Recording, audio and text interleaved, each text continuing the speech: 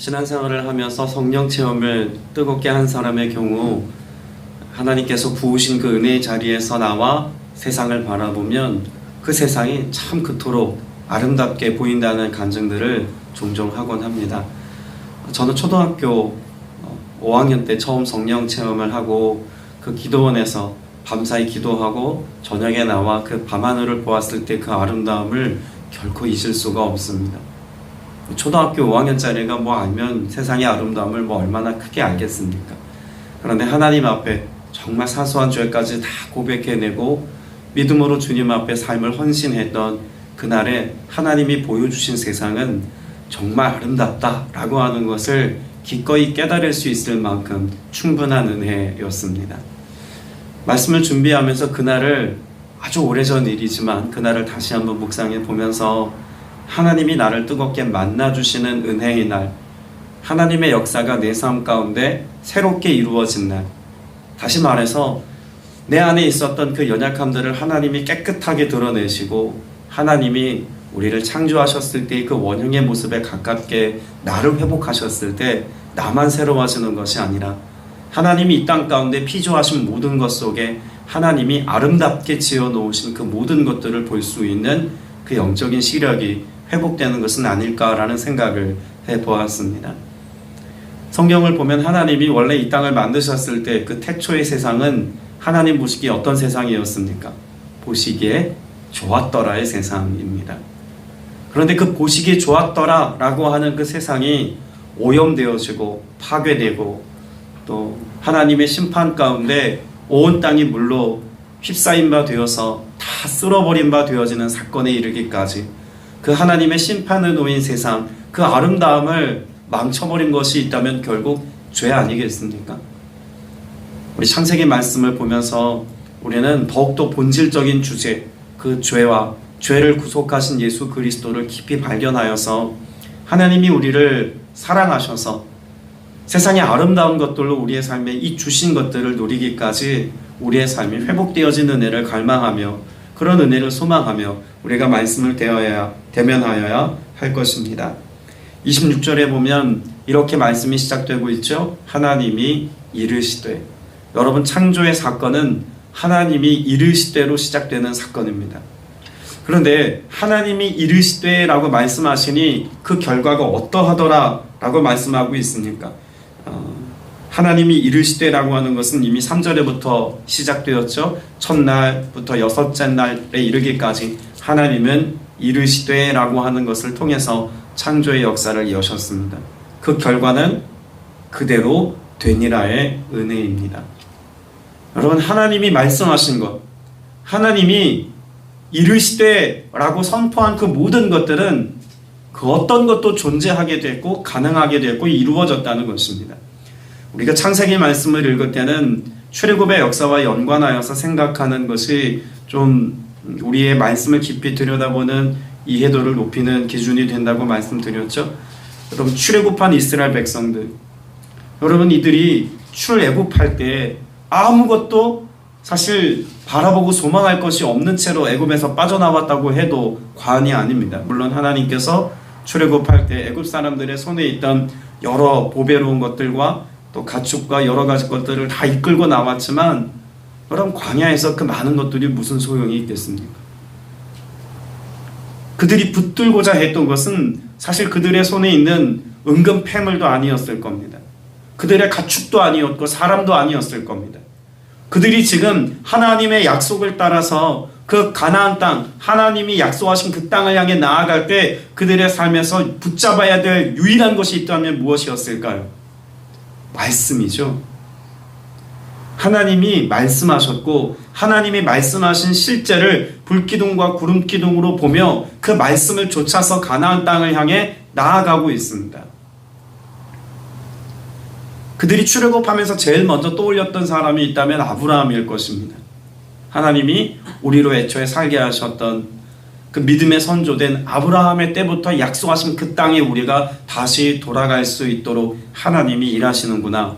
여러분, 그렇다면 하나님은 어떤 하나님으로 그들이 만나야 이 믿음의 지경에서 흔들리지 않을까요?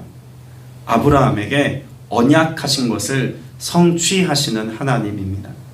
하나님이 아브라함을 만나주셨고 그에게 말씀하셨고 그 말씀을 따라 하나님이 큰 민족을 이루어서 지금 이스라엘 백성들의 그런 민족 공동체가 되기까지 하나님이 일을 하셨습니다. 약속의 성취인 것이죠. 이미 이스라엘 백성들 자신이 아브라함에게 약속하신 하나님 약속의 성취의 장본인들입니다. 그리고 그 약속을 따라 지금 가나안 땅에 들어가고 있는 것이죠. 그렇다면 그들에게는 하나님의 약속이 성취되어지는 것, 하나님의 말씀이 이루어지는 것보다 더 중요한 일은 없습니다. 그런 그들에게 지금 하나님이 태초의 역사를 창조하실 때 하나님이 이르시되 라고 했더니 그대로 되니라 라고 하는 사건은 여러분 이건 그냥 지나칠 수 없는 말씀입니다. 비록 지금 광야에 있지만 비록 그들의 삶에 장담할 수 있는 것이 아무것도 보이지 않는 암담한 현실이지만 하나님이 말씀하셨고 그 말씀을 따라 모세가 그리고 또 하나님이 직접 불기둥과 구름기둥으로 지금 백성들을 이끌어 가나안 땅에 들어가시기까지 이끌고 계시니 반드시 무엇한다는 것입니까? 반드시 그 땅에 들어갈 수밖에 없다는 것입니다. 하나님이 세상의 모든 것을 첫째 날부터 여섯째 날까지 하나님이 이르시되 했더니 그대로 되니라 라고 하는 이 창조의 역사 속에 그들의 삶의 경영권이 하나님께 있다는 것과 그들의 삶의 모든 역사를 하나님이 그들을 통해 이루실 것이다 라고 하는 믿음을 갖기에 충분했다는 것입니다. 오늘도 하나님은 말씀하시는 하나님이십니다. 저와 여러분에게 말씀하시고 또 말씀이신 예수 그리스도께서 함께 하시고 성령께서는 우리 안에 계셔서 말씀을 떠올리게 하시고 기억나게 하셔서 하나님의 계획이 성취되게 하시는 하나님이십니다. 여러분, 하나님께서 우리에게 이와 같이 하나님의 역사를 이루시기까지 말씀하신다는 것은 저와 여러분을 어떻게 부르셨다는 걸까요? 하나님의 동력자로 불러주셨다는 것을 우리는 또 상기하고 기억해야 합니다. 여러분, 우리가 읽은 26절 말씀에 보니까 하나님이 이르시되 라고 하는 이 창조의 능력과 권세를 가지고 맨 마지막에 인간을 만드셨습니다. 그런데 인간은 다른 육축이나 다른 이 땅에 존재하는 모든 것들과 다르게 존재하셨습니다. 어떻게 다름으로 존재하게 하셨을까요? 우리의 형상을 따라 우리의 모양대로 우리가 사람을 만들고 라고 말씀하고 있습니다. 여러분, 우리의 모양대로 또 우리의 형상대로 하나님이 사람을 창조하셨다는 이것을 해석하는 것은 여러 가지 해석이 있습니다. 근데 그걸 두 가지로 나누어서 구분하여 해석하자면 가장 대표적인 해석 중에 하나가 이 하나님의 형상, 히브리어로 첼렘이라고 하는 단어, 또 모양, 데무트라고 기록되어져 있는 이 두 가지 사건을 두고 다른 것으로 봅니다. 하나님의 모양과 하나님의 형상, 다른 것으로 보죠. 우리를 지으실 때 어떻게 지으셨다라고 말씀하고 있는 거냐면 하나님의 성품을 가지고 존재할 수 있도록 지으셨다는 겁니다. 그런데 하나님의 형상, 첼렘이라고 하는 하나님의 형상은 타락한 이후에도 우리의 삶에 남아있는 하나님의 성품이라고 봅니다. 그래서 인간의 삶에 여전히 남아있는 그런 사랑이나 이성이나 자유의지나 이 모든 것들은 하나님이 인간에게 부여하신 것들 가운데 남아있는 하나님의 성품적인 모습이고, 또 모양이라고 기록되어져 있는 데무트라고 하는 것은 죄와 함께 사라져버린 인간의 하나님이 심어놓으신 하나님의 성품 혹은 하나님의 능력, 그것을 설명하는 것이다 라고 이야기를 하기도 합니다. 근데 이 두 가지가 같은 의미다 라고 해석하는 또 하나의 그런 부류의 해석이 있습니다. 강조하기 위한 하나의 전통적인 히브리적 표현으로 보는 겁니다. 형상, 모양 똑같은 것이지만 이 히브리어의 시문학에 등장하는 그런 강조형 문장으로 보아서 한 가지 사실을 강조하기 위해서 두 번 비슷한 단어를 나열한 것이다 라고 보는 겁니다. 그럼 무엇을 강조하기 위한 것이었을까? 하나님의 모습, 하나님의 형상 가운데 특별히 어떤 하나님의 모습일까요? 뒤에 나오는 26절 이하에 보면 하나님의 그런 모습을 따라 창조한 그 인간의 삶에 부여하신 능력이 있습니다. 26절 후반부에 보니까 모든 것을 무엇하게 하시고 다스리게 하시고, 또 28절에도 보면 모든 생물을 다스리라 하시니라. 그러면 이것은 하나님이 가지고 있는 창조적 능력과 하나님이 원래 가지고 계셨던 이 땅의 어떤 지도자적인 위치, 통치자적인 위치를 인간의 삶에 위임하신 모습으로 볼 수 있다는 것입니다. 그럼 중요한 것은 결국 이 모든 것이 우리의 삶을 통해서 누가 드러나고 누가 나타나야 하겠기에 하나님이 모든 것들을 허락하셨는가, 사실 이걸 보는 게 저는 더 중요하다고 봅니다. 하나님의 형상, 하나님의 모습, 이것을 우리 안에 심어 놓았다는 것은 결국 그것이 무엇이든지 간에 나를 통해서 누가 드러나야 합니까? 하나님이 드러나야 합니다. 여기 모양이라고 기록되어져 있는 이 데무트라고 하는 단어는 종종 우상이라고도 표현되어지기도 합니다. 우상이라고 하는 것은 어떤 보이지 않는 신적 존재를 사람의 눈에 볼 수 있는 모양으로 만들어 놓은 것 아닙니까? 그게 어떤 하나의 우상이고 모양이라고 본다면요, 하나님은 우리 안에 하나님의 형상, 하나님의 모양을 각인해 놓으셨습니다. 그래서 인간의 삶을 모습을 보면 모든 대자연과 만물들이 하나님을 보는 것과 같이 바라볼 수 있는 존재가 되게 하셨다는 거죠. 죄와 함께 잃어버린 그런 하나님의 모습과 하나님의 형상이 인간 스스로의 삶을 아주 보잘것없는 존재로 만들어 버렸습니다. 여러분, 우리가 하나님이 인간을 창조하셨을 때 하나님이 인간을 무엇으로 만드셨다라고 하는 것을 우리는 이해하고 있죠. 하나님께서 우리를 만드셨을 때 무엇을 빚어 만드셨습니까?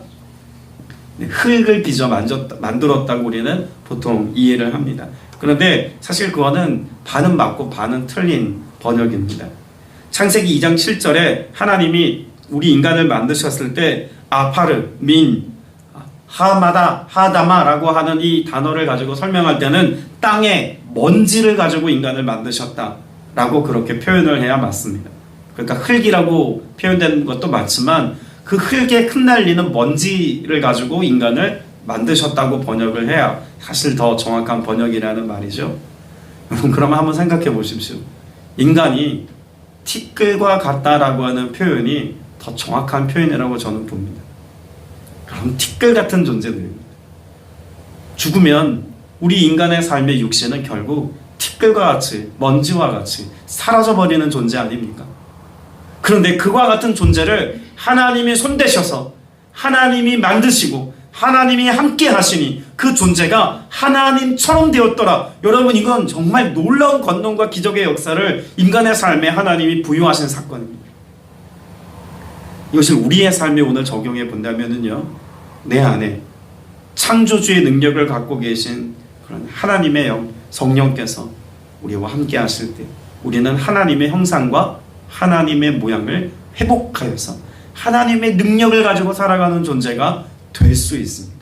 그러나 우리가 아무리 대단한 삶을 살아가는 것 같아도 내 안에 하나님이 함께 계시지 아니하시면, 예수 그리스도를 믿는 믿음 안에서의 삶을 우리가 살지 않는 한 우리의 삶은 결국 티끌과 같이 보잘것없는 존재로 전락할 수 있는 존재인 것을 스스로 인정하며 살아야 한다는 말이기도 합니다. 여러분, 오늘 하루를 살면서 티끌과 같은 삶을 사시겠습니까? 위대한 하나님의 자녀로서의 삶을 사시겠습니까? 여러분, 누가복음 24장 49절에도 예수 그리스도께서 부활하시면서 제자들에게 마지막으로 무엇을 말씀하셨습니까? 위로부터 능력을 입힐 때까지 이 성에 머물라고 말씀하셨습니다. 예수님은 믿음의 자녀가 된 하나님의 백성들에게 하나님의 원형을, 인간의 태초의 원형의 모습을 우리에게 회복시키기 위해서 성령으로 세례를 베푸시고 충만하게 우리 안에 임재해 계십니다. 여러분, 창세기에 기록되어져 있는 이 사건과 또한 예수 그리스도께서 이 땅 가운데 오셔서 우리를 구원하신 구원 역사 속에서 이루어 놓으신 새 창조의 역사는 결코 다른 내용이 아닙니다. 때문에 오늘 저와 여러분이 믿음 안에서 산다는 것은 성경에 기록되어져 있는 문자적인 의미들을 조금 더 이해하기 위한 신앙생활을 하는 게 아닙니다. 남들보다 조금 더 차원 높은 윤리 도덕적인 삶을 살기 위해서 우리가 신앙생활을 하는 것도 아닙니다. 우리가 교회 공동체 안에서 코이노니아, 믿음의 교제를 하는 것도 너무나 중요하지만 사람들과의 사귐을 위해서만 우리가 신앙생활을 하는 것은 더더욱 아닙니다. 하나님과 교통하고 교제했던 이 에덴의 삶을 회복하고 그 속에서 하나님이 우리에게 본래 주었던 하나님 자신의 능력을 우리가 덧입어서 이것을 회복하여서 세상 가운데 주님이 말씀하셨던 어떤 명령입니까? 하나님이 애초에 모든 생물을 다스리게 하시고 모든 것을 다스리게 하신 이 권세와 능력을 가지고 우리의 삶을 통해서 하나님의 하나님 되심을 세상에 증명하며 살아가는 것, 이것이 우리에게 주어진 위대한 하나님의 자녀된 사명임을 여러분 꼭 기억하고 오늘을 사시기 바랍니다. 그 일을 이루는 겁니다.